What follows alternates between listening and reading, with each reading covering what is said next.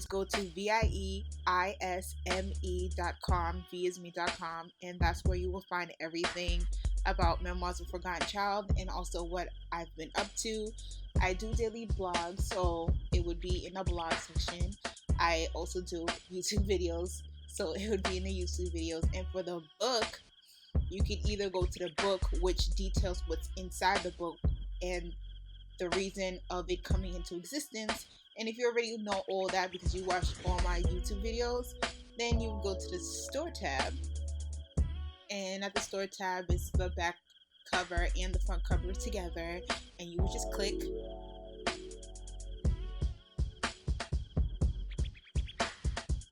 the miniature version of the book, and then you would get to the book page, and then you would get to the cart, and all you gotta do is click add cart and proceed from there. This video I will be discussing Kehlani's suicide. For y'all who watch my YouTube videos, you know I don't discuss celebrity stuff. I don't discuss what's going on with people in the media. But I felt like because this channel is dedicated to mental health, and she did have a mental health scare with trying to commit suicide, I felt like I should talk about it. But I'm not going to talk about the drama surrounding the suicide. I'm really going to talk about Kehlani's background, her mental state, and what led her to suicide, supposedly. So, Kehlani is from California, I think Oakland. She comes from a very dysfunctional family. Her mother was in and out of prison. Her father died. She was raised by her aunt. So she had a lot of trauma while growing up. When she was in high school, a lot of people made fun of her because of her situation. In high school, she was made fun of a lot because of her body type. I guess because she wasn't voluptuous. She was more muscular, and people associated her body type with her sexual orientation by calling her a dyke, when that's not necessarily the case, though there are rumors of her being, bisexual. But in this day and age, it seems like everyone is bisexual. So she was definitely made fun of. And then, of course, her traumatic past, her traumatic history with her mother not being there for her, being able to raise her, giving her that nurturing aspect, and her father not being there to protect her and to give her guidance. She was kind of left alone to figure things out. And she comes from a very economically deprived area. She comes from an area where a lot of people are hustling, a lot of people are doing illegal activities, a lot of people are making it each day at a time. So she comes from a very dysfunctional background. And a lot of us know that when the father isn't in the household, we know a lot of girls do end up having daddy issues. I know we often clown girls who have daddy issues with they're either going to end up on a pole or end up in an abusive relationship. They're going to be mentally and emotionally unstable because they don't have a father, which isn't always true, but it isn't always false either. It's a person by person case, but it is important to have a father and a mother together. Even if they're not together in the same household raising a child, they should be able to function together so they can raise that child together, so the child has both feminine and masculine energies and they can be a balanced individual. Music to her was her outlet out of her situation. I mean, dealing with peer pressure, dealing with being bullying, dealing with your mother not being there, your father in jail, you're raised by your aunt, being in a dysfunctional environment. Her music was the way out. She was discovered on America's Got Talent.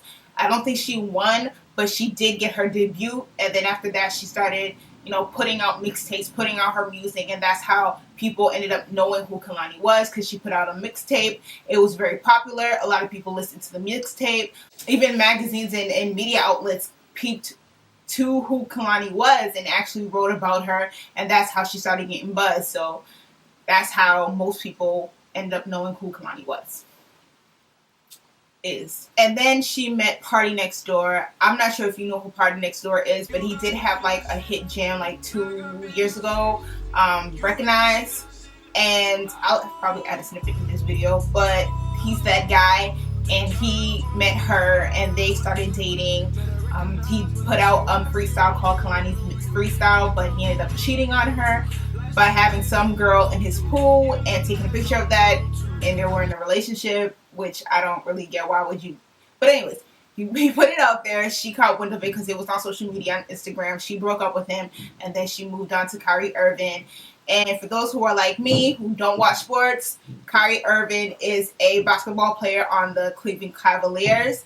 And he's kind of a major deal because he is a $94 million man, because he signed a $94 million contract. So she got with him and they started dating, and then she started posting about how great Kyrie Irving is and how she usually is in relationships where men don't respect her, men take advantage of her. But Kyrie Irving is different because he is the Kelly to her Beyonce, and how he's just so freaking fantastic.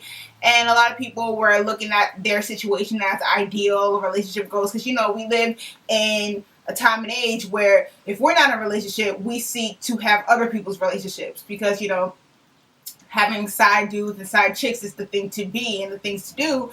So a lot of people were envious and admiring her situation with Kyrie Irving. Now, the issue is that there was a picture Party Next Door posted of Kehlani's hand, and Kehlani's full with tattoos. So she has a distinct body, not only just her physical body, but her tattoos. And Party Next Door said something like, all the shenanigans that she put me through, she's still back with me. And a lot of people started slut shaming her, because we live in a schizophrenic society. 1 minute we'll be like, don't judge me for being a hoe and, you know, slut walk, but then turn around and say, you're a hoe, you're a slut. So we live in a contradicting society, and people caught wind of it because she kept on posting her relationships and what she's doing online. So once that got posted by Party Next Door, a lot of people took to Kehlani's Instagram to go in on her and talk about how much of a slut they felt that she was, because she was juggling both dudes and she got caught by Party Next Door, and how she ended up with Kyrie Irving to go to Party Next Door. And from that, she deleted her Instagram, and then she came back and reactivated her Instagram by telling everybody that she committed suicide, and she had the IV in her arm.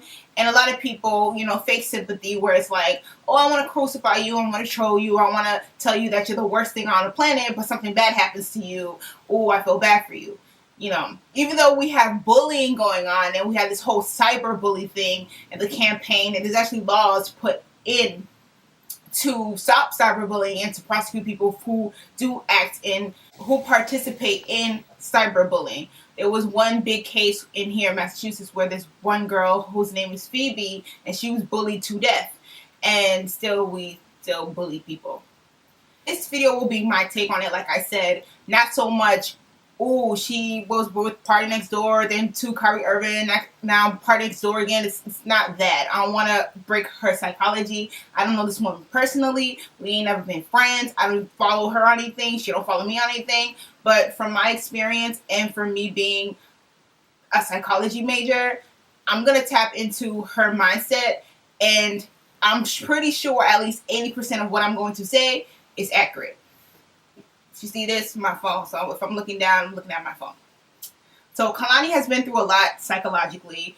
She is psychologically damaged from her mother not being there, her father not being able to raise her, being raised by her aunt, being raised in an environment that is high risk, that is poverty stricken, that is, you know, police sirens and gun shootings and gangs. It's a very tumultuous situation to be raised in. So you're traumatized at a very early age, and you don't know what's love and what is a caring relationship and what is a relationship that's functional, because you've never seen it, not with your parents and probably not the area that you live in. So your belief in love and a functional relationship is usually dysfunction, is usually high risk, is usually drama filled, and that's what you seek. Maybe not consciously, you don't go into a relationship where it's like, if he's not beating on me, if he's not yelling at me, if we're not going in on each other, it's not a loving relationship. But you seek that. You seek the drama. You seek the complaints. You seek the back and forth. You seek the internal conflicts, because that's what you become accustomed to, because that's what you were raised in. And of course, being bullied at school, like I was bullied at school. I remember in middle school, I was called a beast, like Beauty and the Beast minus beauty. And that used to tear me to shreds. Like, that was brutal to go through that and experience that. And it was because I was tall and fat. And she got bullied and called a dyke and probably other words too, because she's tall and thin. maybe not so tall, but thin, and a lot of people, especially when you're a young kid, they feel like it's okay to pick you, it's okay to damage you, it's okay to traumatize you, because who are you? You're just a thing, and you're not even valuable enough to be respected. So she's coming from a psychologically damaged background, being raised in a messed up environment, and then being bullied, so she's just used to being victimized, and that's what she seeks. And from my experience being bullied, bully does shape you.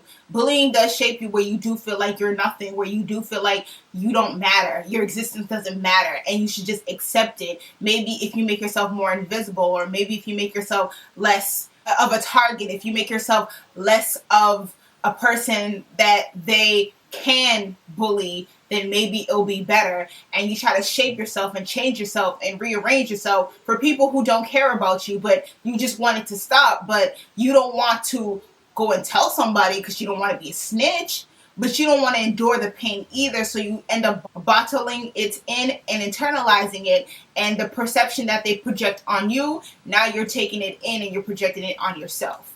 And from her buzz from America's Got Talent and her mixtape, she's probably never been recognized. She's probably never been admired before. She's never probably had positive self-esteem, where people looked at her and it wasn't to take something from her. It wasn't to victimize her. It wasn't to condemn her or treat her like she's trash.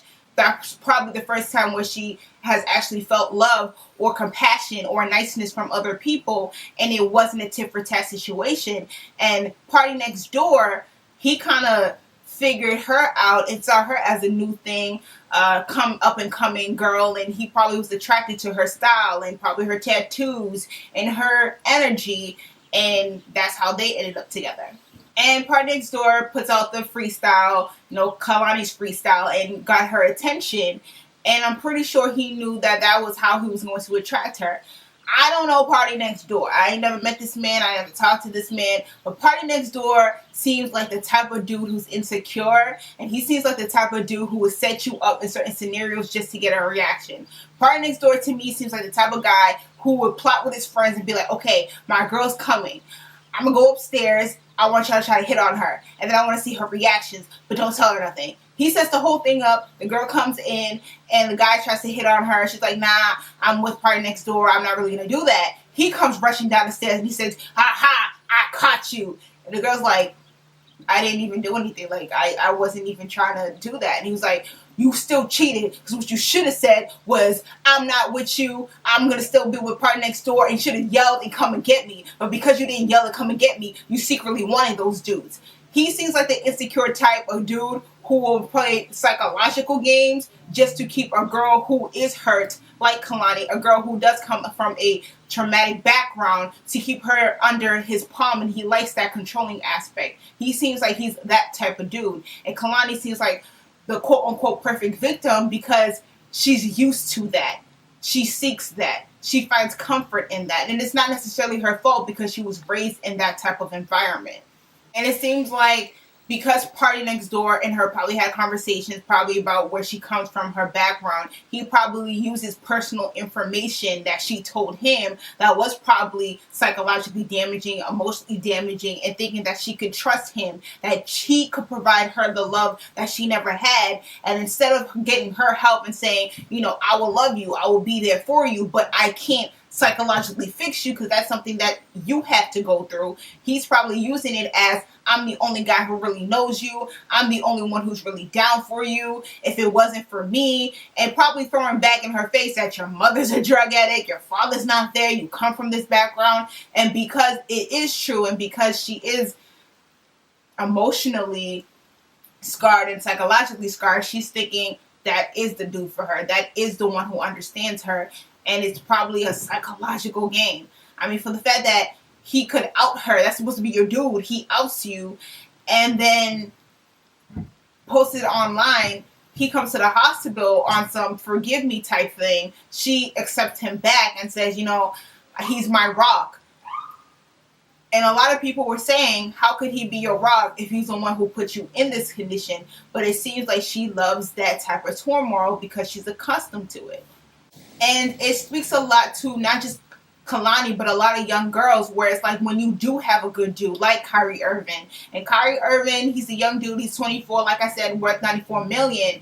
He kind of has his ways. He does have a daughter with, I think, a Miss America, a white woman, and he was willing to give up his, young and player ways just to be committed to this girl. And like a lot of girls who come from a lot of trauma and a lot of family issues, they will purposely be with a guy who treats them wrong and uses them and abuses them, not necessarily hits them, but that emotional draining. They will be with that guy because it feels normal to them than a guy who does treat them like Kyrie Irving. Kyrie Irving probably took her out, probably showed her things, probably had conversations with her that she wasn't used to. She was a small fish in a small pond, and now she is a small fish in a big pond. So she probably wasn't used to being around millionaires. She probably wasn't used to being around fancy things and luxurious things and people who actually liked her, loved her, treated her right, and didn't want something from her and wasn't trying to play games. But because she's accustomed to it, like I said, she chose Party Next Door, who doesn't have a fraction of what Kyrie Irving has and what Kyrie Irving can do for her. But because she's used to that emotional battering, that she chose Party Next Door. And a lot of people were looking at her like, how do you go from this man who could do so much for you to this man who can't even keep his mouth shut? And she seems like she's the type of girl who loves the drama. She finds love in dysfunction. And, when she was with Kyrie Irving, there's a good chance she was still talking to Party Next Door. There's a good chance Party Next Door was talking to her. Party Next Door was probably telling her, I still love you and I still care for you. I'm always going to be down for you. I understand you like no one else understands you. And she was probably listening to that, reading the texts, and she was still probably emotionally involved, emotionally tied to him. She was thinking that I still want the old thing back. He was probably hitting her with the, you want that old thing back.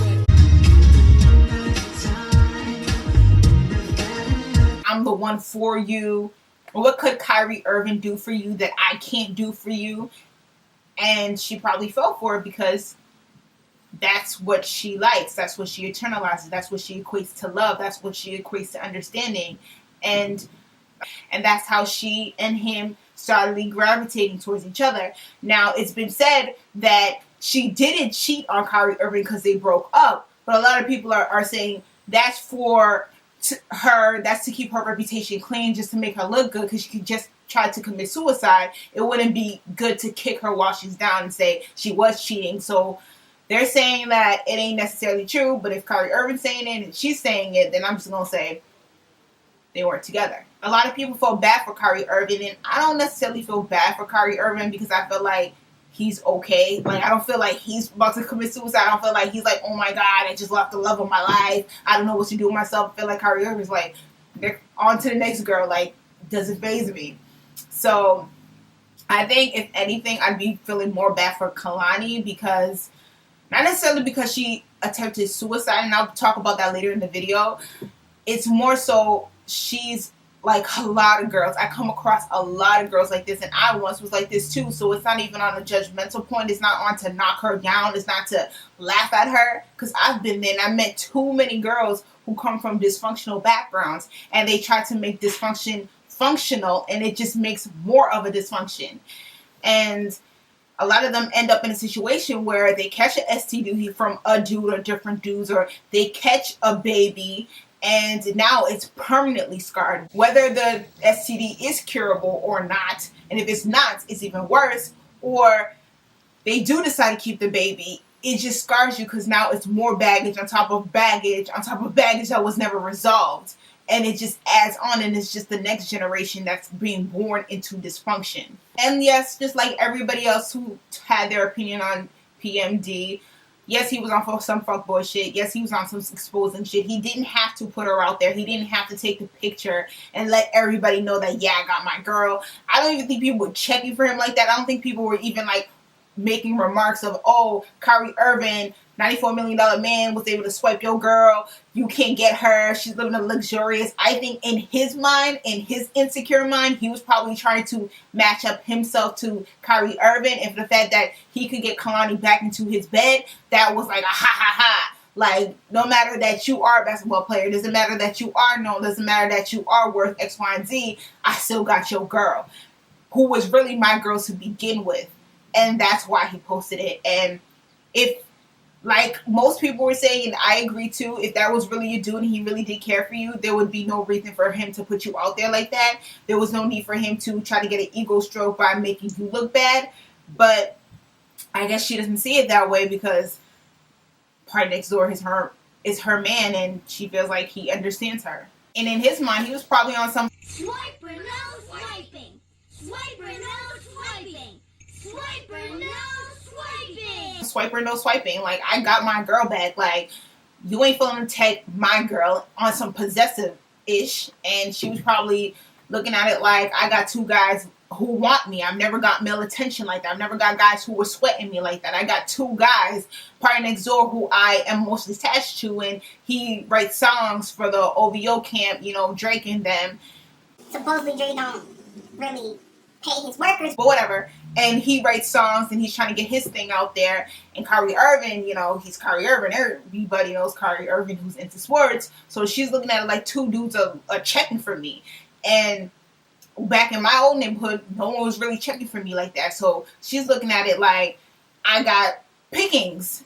And what she's not really looking at is like, Kyrie Irving could have been that dude who did right by you, could have been that dude who elevated you, could have been that dude who showed you things that you ain't never experienced before. And truth be told, you probably will never experience outside of Kyrie Irving. And even if you wasn't digging him like that, even if you wasn't trying to be your boyfriend or husband, he could have introduced you with two people who could be your match. Whereas Party Next Door, there's a ceiling and it's not that tall. Finally, with my take on this, and I do have the suicide part that I want to talk about. The trolls came out, the bitter betties, haters, instigators, all turned into a rashing battle of who can clown her the worst, who can go in on her the worst, who can demolish her self-esteem, which she probably has low self-esteem to begin with from her childhood, and people just add on to that. I think a lot of people think because you are a celebrity, because you do things, because you're in the public eye, like you have no feelings anymore, like you're just this thing to be ridiculed and to be judged and to be picked apart and just to treat like nothing. But I also feel like when you're a celebrity, you should have thick skin, because people will judge you. People will ridicule you. I mean, truth be told, a lot of people look up to celebrities because they have nothing else going on in their own personal lives. I mean, really. If you spend the majority of your time talking about other people and thinking of other people and watching other people, then you probably don't have your own personal life going where you want it to go, or if you even have an idea what you want your life to be. You probably are just there to be there. You're probably just clocking in and doing your job so you can go home, so you can watch the latest reality shows, so you can go on social media and talk about what celebrity did X, Y, and Z. Your life is probably not fulfilling, and these celebrities probably fulfill that empty space in a lot of people's lives. So as a celebrity, I feel like you should have thick skin. And as people who are on social media, I feel like just because you are on social media and you don't see someone face to face, you should have some decency. Like, who raised you? You shouldn't just ridicule somebody just to do so. And I think a lot of people forget that, yes, this is online and that's, you don't see the person face to face, but there are repercussions outside of logging off. Like, a lot of these white racists say racist things, and then their employer comes to find out that, yes, your employee was racist online. They do get fired because that's a reputation of the company. They can't risk their reputation, their profit, because you want to be a racist online. A lot of people think because I do this and I say this online, it has no repercussions to the real world, and online and real life do connect. Even though a lot of people like that disconnection and they live in two different realities. Online, they're something so hard, and in reality, they're just this small, empty country bumpkin that no one really knows. And what you don't understand is that you can fake it online, but eventually the truth will come out. And a lot of people who were trolling her and who were going in on her were the same people who were like, oh my God, Kehlani, she attempted suicide. Oh, I hope she gets better. I feel so bad for her. But if you went to their Twitter timeline or their Instagram post or their Facebook post a couple hours before, they were probably throwing all types of daggers at this girl. And the crazy thing is, a lot of these people who were talking ish, if they could get a chance with Party Next Door, they probably would have been Party Next Door. A lot of these girls probably know what Kehlani has done because they personally have been through it, or they're in the situation just like that. It's just not with two men that are known, or in one case, one guy who's semi-known and one guy who really is known. But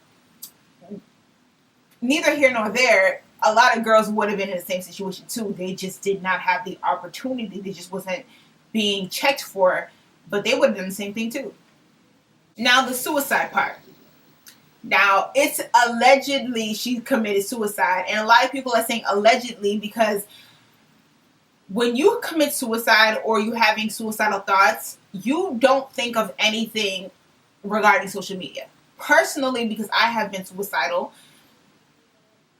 I don't think about what my friends are going to think, what my family is going to think. I'm not even thinking, oh, I'm kind of hungry. I think I want to get a chicken sandwich before I commit suicide. Like, nothing matters. You are in a very dark, very painful, depressed, anxious, irate state. Like, you don't know what's going on. It's just a whole lot of confusion. Your thoughts don't even make sense. So for her to go online after her suicide attempt to write a long letter to let everybody know what's going on with her, a lot of people are like, that seems suspicious after your suicide attempt. Now, like I said, when I committed suicide, which was actually more than one time, but the last time I really seriously considered it, I ended up in a mental hospital.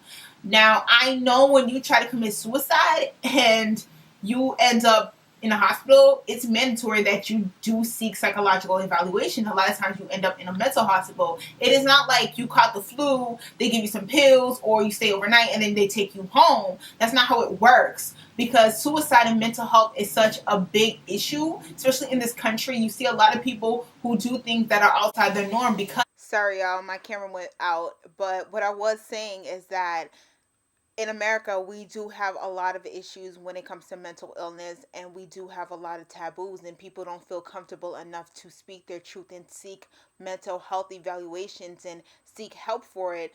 And you see how people are reacting. People are going ham in these streets. People are unloading bullets in one another, and people are going berserk because of undiagnosed mental illness. So I take suicide and people who try to attempt suicide seriously, because it isn't a joke. Like I was saying, when I was in the mental hospital, things we take for granted, like a cell phone, no cell phone. Things you take for granted as girls, like underwire for your bra, no underwire for your bra, no shoelaces, no belts, no nothing, just nothing, nothing, nothing. And there's literally bars on the window. Now, mental hospitals are not like the movies. There's not a crazy doctor who's trying to do a lobotomy on you and you're going to be a robot or whatever. Like, that doesn't happen, but it's not a fun place. It's like the mental version of a jail.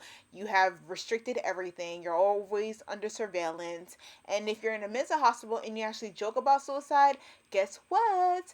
Now you're on 24-hour suicide watch. So even when you need to take a hot piss, someone is sitting there watching you take a hot piss. Even when you're sleeping and you're catching all types of sheeps, they're watching you, because suicide is taken seriously, especially in this country where you're lucky enough when you do have mental issues or you do feel out of control, people step in care. When you're in third world countries, there's no such thing as a psychologist. No, there's no such thing as mental illness, even when it exists, because no one takes the time out to actually care.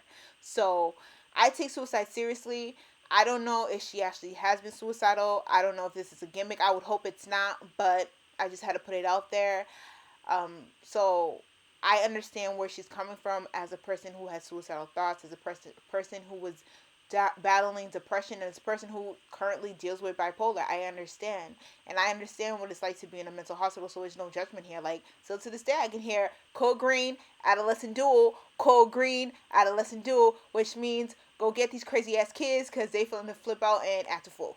So, yeah.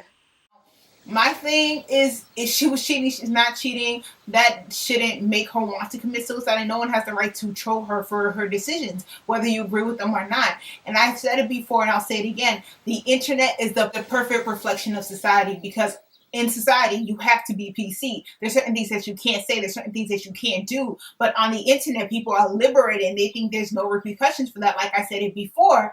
And I just see with internet, people have no chill and they say things that they would never say to your face. They do things that they will never do in front of you. They let themselves go because there's no need to be confined to society's confines. There's no need to act a certain way or portray themselves a certain way. So a lot of people do have multiple personalities in the sense of this is their image in the workplace. This is their image during happy hour. This is the image drunk on the internet.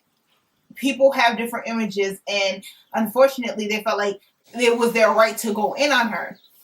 Now, what I will say is that Kehlani needs to learn to keep her business to herself. Like, there's no need for people to know what you're doing. Now, I follow J. Cole. If you know me, you know I love me some J. Cole. And I follow him on Facebook, Instagram, and Twitter. And this guy does not shade anything. He does not put out his personal information. If anything, if ever he's tweeting, which is rare, if anything he's putting it out there and his J. Cole himself, maybe not like an assistant or a friend or whatever, it's promotional pieces. It's for Dreamville. It's for his artists like Omen, Boss, Cause. It's for that. It's for him. It's for what he's doing. It's not, oh, me and my girl are going through issues. Like, we don't know what J. Cole's singing. We don't know what J. Cole's doing. He's a well-known person, yet he's mysterious at the same time. And that's what, for me personally, that draws me into him. Of course, his music, and I do find him attractive, but it's also for the fact that you really just don't know what he's doing. And I like that. A lot of artists should be like that. No one should know what you're doing, who you're doing it with, so people don't use it against you. And on the internet, everything is forever. People can use things against you, and they do use things against you. Hence, what happened to Kehlani. And, of course, she wasn't the one who put out the picture of her hand, but she was the person who let people know that she was with Kyrie Irving. She was a partner next door. People wouldn't know your business if you don't put it out there. Back to J. Cole. J. Cole got married. No one even knew it. He was married for a year before that came out. Many people were disappointed. I was disappointed, but somewhat happy for him because I feel like everybody deserves happiness. But no one knew because he kept his business to himself. The same thing with Kendrick Lamar. You don't know what Kendrick Lamar is doing unless it's some promo stuff, some advertisement stuff, what he's doing with TDE. You don't know outside of that. Like, you don't know these people's lives. And I feel like there needs to be a healthy balance where it's you, the artist, you, this person in the public eye, and you who is the homie, who's the friend, who's the lover, who's whatever. Like, not everybody needs to know your business because it will be used against you. And unfortunately, Kehlani learned this the hard way with how people really operate and why you should keep your personal business to yourself. And like I said, I hope this suicide thing, I'm not going to say I hope it really happened because I would never want to hope suicide on someone, but what I will say is that I hope she didn't use this as a gimmick, as a way to draw attention to her, because suicide is very serious. It's very personal to me, but a lot of people do commit suicide, and you will never know about it. You'll never know them because they weren't a celebrity. Mental health is a serious issue, and I hope it wasn't something to get buzz. And I'm not going to say that I hope that she tried to commit suicide, but if it is true, I hope it's true. And if it's not true, it's kind of disgusting to use something as serious as suicide as a plot to get attention. And lastly, because I know this video is running long, but lastly, I hope she really just takes time to focus on Kehlani. Focus on her mental state. Not even so much the music, which I'm thinking that's where she wants to go with, and she wants to, make her coins off of that. And I'm not mad at her. But I think she does need time to figure out who Kehlani is, get her issues resolved with her past, her family, her upbringing, her self-esteem. All that needs to be situated before she really delves into the music industry, because the music industry, but entertainment in general, it shapes and changes you. Now, I ain't never been an artist. I ain't never tried to be a singer. But from what I know, from what I've seen, you have to have thick skin. You have to have people who are down for you, people who care for you, people who are not yes men or yes women. They generally care for you, so they will tell you the truth. They will ride out for you. They will look out for you. They will do the best for you. Because if you don't, you end up screwed. If you don't, you end up like TLC with Pebbles, or you end up being whored out, or people just treat you like you're nothing.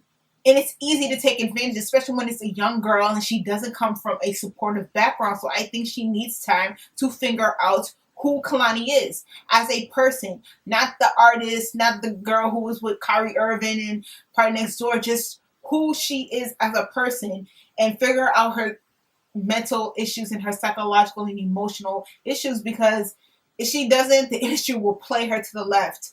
And it seems like the industry is starting to shape her, at least her reputation. Like I said, let this guy trap her with a baby.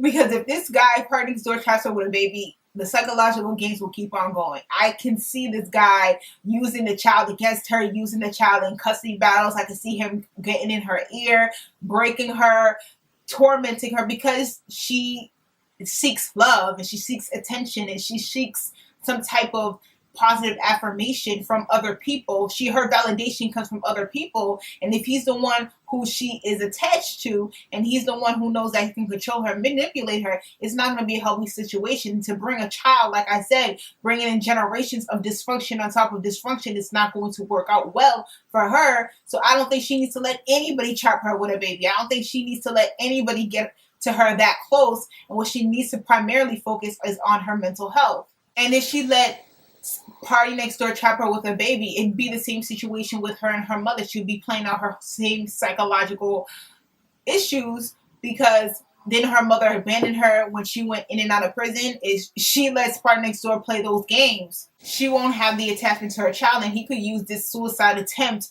as a way to play her, as a way to make her look unstable, and she won't be able to be in her child's life. So now she's playing the same roles as her mother. And another fact I want to put in there is that I see that she has a lot of tattoos. Me personally, I don't have tattoos because I don't care for tattoos, and I don't see me being 70 years old with wrinkly skin and tattoos. However, the old times, people who had tattoos were either convicts or in the military. You see that she attempted suicide. And I don't know what manner. It could have been popping pills, it could have been cutting. But I remember I used to be a cutter. Like I said, I was suicidal. I used to be a cutter. When you're a cutter, you don't do it out of attention. You do it because you can't emotionally spill what you have internally, like your conflicts. You can't speak them. You can't verbalize them. You feel like you can't speak your mind. So you turn that angst and that hurt and that frustration, internalize it, and do it to yourself. And tattoos is a form of desecrating the body. Tattooing is a form of cutting. And I'm going to break it down for you, because, like I said, when people cut, it's not for attention. It isn't even necessarily always for the fact of trying to commit suicide. It's because you cannot verbally express what you feel. So you physically express it by hurting yourself, because you have not been able to express it. And when it comes to girls, a lot of girls do cut versus boys, because boys can fight. And when boys fight, people are like, oh my God, this dude's fighting, but boys will be boys. Girls don't have the same luxury as girls will be girls. You see a lot now with the whole world star hip hop, girls are fighting, but usually it's not tolerated. Whereas when it's boys, it's like boys will be boys. So that's why a lot of girls turn and they start cutting themselves. And when I say with tattoos are just like cutting, it's because it's the same pain. It's relieving. You find a stress reliever in tattooing like you do cutting. I'm just going to do a voiceover for this part because I don't know why I was struggling hard to explain it. But basically, the thought behind it is that it's easier for you to tattoo your body like a person who is a cutter, because you don't value your body. When you have been abused, your body has been violated by someone who didn't care for it, and therefore if they didn't care for it, especially if they were a person of authority, then how can you care for it? You feel like your body has betrayed you. You feel like your body is unclean, and you're trying to find release by cutting, because cutting is a release. It's not for attention, and it's not for just being an asshole and just not thinking clear and taking advantage of your body. It's more so a release. It's a emotional release. And when people get tattoos, isn't that what they say? Oh, it's emotionally releasing, it felt good, the pain feels good. Isn't that the same thing? And you find this older times, when people had tattoos, it was usually convicts and people in the military, because those were the throwaways of societies. Those were the rejects, and people who are usually rejected, people who are usually throwaways, are people who were mistreated and who were violated. Just like a lot of rape victims, a lot of child abuse victims, a lot of children who were molested, they don't value their body.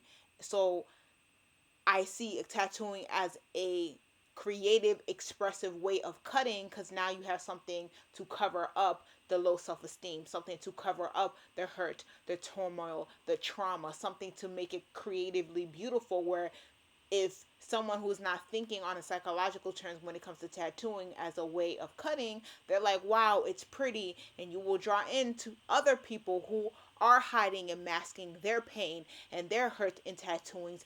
You'll both be looking like open coloring books because you understand each other's pain. You gravitate towards one another versus someone who's never had tattoos or had one or two tattoos versus you having a sleeve of tattoos or someone cutting. It's basically essentially the same thing. Now, I don't knock if you have one or two tattoos and it's tasteful and it means something. That's totally different from someone who has a gang of random ass tattoos because they wanted a gang of random ass tattoos. But if you look into it, it's deeper than I just wanted to get tattoos. It's usually something deeper in their past. Just like with tramp stamps back in the early 2000s, a lot of girls went out and got tramp stamps because that was the thing to do. It was a group thing. Like I said, with many people who have tattoos, they're often with other people who have tattoos because they draw each other in. They magnetize themselves. They're covering up their pain. They're masking in tattoos. They draw other people who are either cutters, other people who have psychological issues, other people covered with tattoos because it's a group thing. Like those girls who were getting tramp stamps and they thought that was cute. Did any of those girls were taken seriously? It's a tramp stamp. People are going to look at you like you're a whore, even if you're not whoring out. But for the fact that you're classified with other girls who are, they weren't taken seriously. Now, I don't see any more tramp stamps. I haven't seen girls getting tramp stamps. I don't know if girls are still getting tramp stamps, but that was a group thinking. That was a group collective, and a lot of girls who went out and got those tramp stamps, they weren't respected, they weren't valued, they were demeaned, they were looked as less than because they went out and did something that society as a whole was not approved of. And it showed the psychological thinking and the mental maturity of someone who would go out there and get a tramp stamp. And like I said, when someone doesn't value your body, it's easy for you not to value your body either. It's a lot of emotional issues. A lot of people who do have emotional issues do end up cutting. You do end up having a lot of tattoos. A lot of people who have psychological issues do end up tattooing, do end up cutting. Because like I said, if someone else hasn't valued your body, how can you end up valuing your body? Now, Kim Kardashian made a well-known quote. And I'm not the biggest Kardashian fan. I'm not a fan of Kim Kardashian. I don't hate her, but I don't like her either. I don't like her family. I don't really like anything about them, to be honest. But she said something to me that was just perfect. She said something like, "You don't have tattoos anywhere." No. Honey, would you put a bumper sticker on a Bentley? Honey, would you put a bumper sticker on a Bentley? And a lot of people clapped, and a couple of people were looking at her like side-eye, like, girl, what you mean? And I got what she meant. She values herself. Now, you may call her all types of whatevers, but she values her body. She knows her money is in her body. So why would she do anything and do any impurities to her body that would cause her to basically devalue her body, cause her to lose money? So she wouldn't do that. But not everybody who got tattoos were molested. Not everybody who got tattoos were convicts or in prison. But it does speak a lot to you when you do have tattoos. And it's not one or two. It's tattoos all over. It speaks a lot to your mental state. And I know some people might be like, well, what about other cultures where that's the thing? You're not from that culture, so you don't know anything about it. So what's the point of bringing it up? But back to Kehlani, like I was saying, she should not let a dude trap her with a baby. She should not let any of these dudes run in her because she's looking very vulnerable right now. And if you see a lot of her pictures, you see her always have this scared little girl face. She always has this vulnerable face. She always has this like protect me pose. And people do magnetize who they are. People do draw the same caliber, same type of person they are. So if it's not Party Next Door, it'll be another dude. And if she doesn't work out her psychological issues, it'll be easy to pick her. It will be easy to go into her psychological issues and use it against her. If she allows Party Next Door to come through and all these other dudes to come through, she will be known as the jump off the industry. And a lot of people will disrespect her and won't take her craft seriously or her seriously. They'll just look at her as an object to be used and abused. Just like K. Michelle last week came out and she was upset because men in the industry were saying that she has a funky vagina. And I don't know if it's true. I don't want to know if it's true. But that's what happens when you play yourself in the industry where you think that you can go to dude to dude to dude. If in the real life, in real world, girls goes dude to dude to dude, she gets disrespected. She gets called all types of hoes on some Chris Brown. What makes you think in the industry where it's small, people know each other, people dated each other, people talk to each other, that you can go dude to dude to dude and no one's going to say anything? Especially in the ministry where it's heavily dominated by men. There's no such thing as, oh, she gets around, but you know, she just does her. She's just liberated. No, you're just hoe. And it's not like it's any different in the real world. So I feel like she should work on her, because if she doesn't work on her and she goes from dude to dude to dude, her craft won't be respected. She won't be respected. And she'll just be known as the jump off of the industry. And she would just be clowned even more. And with that being said, I hope she don't get checked with an STD, whether it's curable or incurable. You don't want to be known as Chlamydia Kehlani. You don't want to be known as the jump off who got this STD, or the chick who was dumb enough to let so-and-so nut up in her and now she has so-and-so's baby. You don't want to be known as that. And I feel like if she doesn't get the psychological help that she needs, she will end up being the stereotype. She will end up being the percentage of women who have herpes and the percentage of women who do have children out of wedlock, and she would just be adding on to dysfunction. And to her, it won't be that big of a deal because she's used to dysfunction. Like, these things do not fight fair. Like, they will come at you and they will do you greasy. Because I personally seen that from other girls. I've seen girls who thought that they could get around and these guys were going to keep it a secret, or they weren't going to ridicule them. They've got dragged. And if she's getting virtually dragged, I can't even imagine if she were to walk down that path and how these people were going to treat her. Chose on the internet, people in the industry, and she's very fragile. Obviously, if she tried to commit suicide, that she doesn't need that in her life. So no, ma'am, don't be letting these dudes run up in you, and no, ma'am, don't be catching an STD, and no, ma'am, don't be letting these niggas trap you with a baby. Focus on you, because while in the act, they'll tell you, oh, it's okay, you're liberated, you can do what you want to do, you know, I'm going to keep it a secret. But once they get up from the bed, you're all types of freak hoes, and they'll be letting everybody know what type of freak hoe you are. So, like I said, personally, she doesn't need to be worrying about dudes. She doesn't need to be worrying about hopping on dicks. No pun intended. She needs to hop off them and focus on her, whether it's call Ayanna to fix her life, or find a psychologist who actually cares about her and wants her to succeed. Not one of those high psychologists who violates the HIPAA policy and puts her business out there for TMZ and the blogs. She needs to find someone who doesn't care for that stuff, someone who doesn't even get herself involved or himself involved in that stuff, and get the psychological help that she needs. Because truth be told, happiness comes from within. And I know it's so cliche, but you have to know that, because if you don't, you will always be seeking some guy to fill that void for you. Someone to fill that void for you, whether it's a guy, whether it's a baby, whether it's a thing, whether it's food. Your happiness really stems from you and from the inside. And you can't look for other people to do that for you, because they will disappoint you. And even if they don't mean to disappoint you, they will. Because that's just like, no one can be there for you 100% of the time. But the only person who can be consistently there for you is you.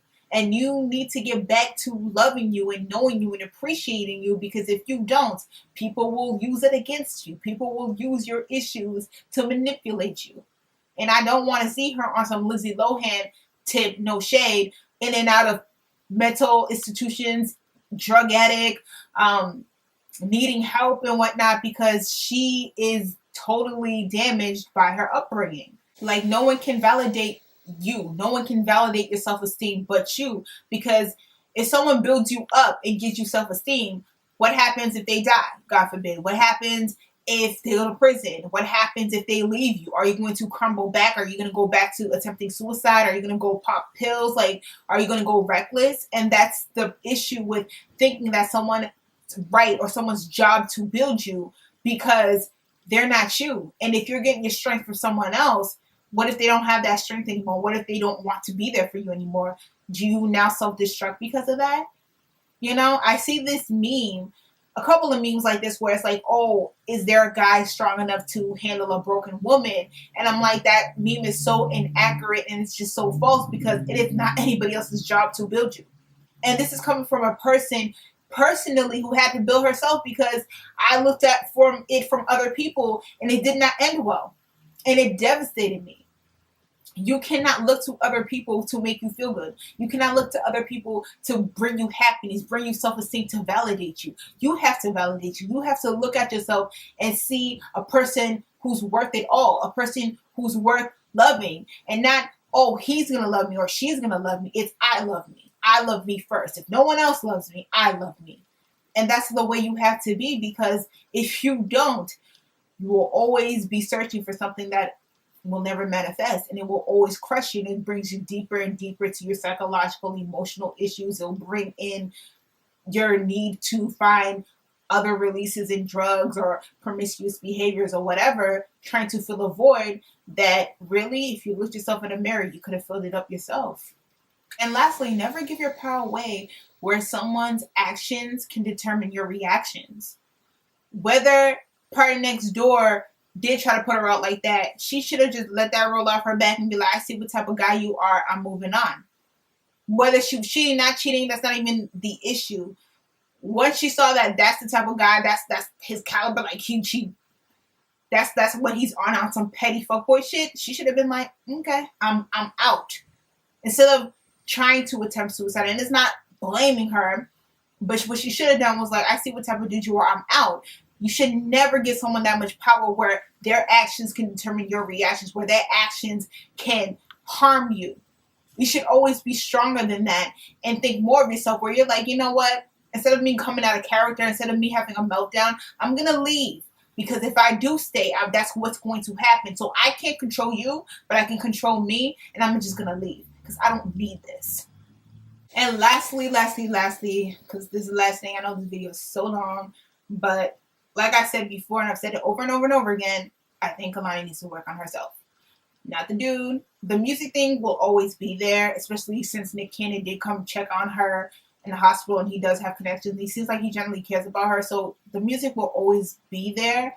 I think what she needs to really do at this moment is focus on her, not Party Next Door, not these dudes, not these videos, these bloggers, the Party Next Door, the drama, social media trolls, none of that. I think she really needs to focus on Kehlani, the person, her psychological issues, her family issues, and just work on being a better version of her, because it would be easy for her to be like, okay, I'm clean, I'm fine, had a little break there, but I'm back to being me, and then fall back into the same pattern, because it's not a little scar and then you put a Band-Aid on it. It's years of scarring, internal scarring that you can't see, that's going to shape and mold her decisions, and she will find the next dude like Party Next Door. She will be in the next situation where she's choosing between dudes. She'll be in the next situation where she is mentally vulnerable, emotionally vulnerable. So like I said throughout this video, keep your business to yourself. Not everybody needs to know what you're doing, boo-boo.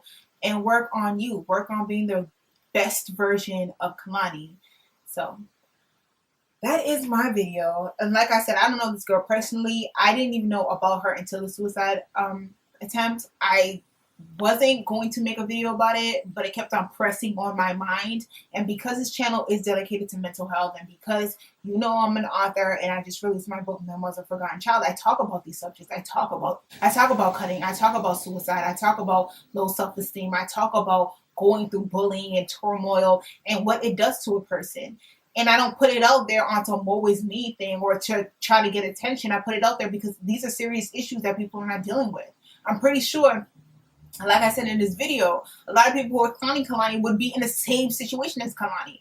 A lot of chicks, if they had the choice to choose between Party Next Door or Kyrie Irving, because of their makeup, because of their environment, they probably would have chose Party Next Door. They probably would have been going between two dudes. They probably would have been trying to commit suicide. So I don't understand the point of crucifying this girl and trying to make her look like she's some type of idiot or something to be used and abused. Instead of trying to go in at her, give her some encouragement.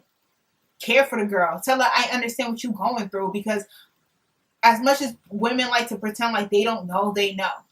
And why won't you help your sister out? Why won't you care enough to give her guidance, to give her advice instead of trying to tear her down? I don't get that. yeah, that's why I made this video. And like I said, my book is available, Memoirs of a Forgotten Child. You can check that out on my website at viecine.com. All that information is in the video in the beginning, at the end. So yeah, and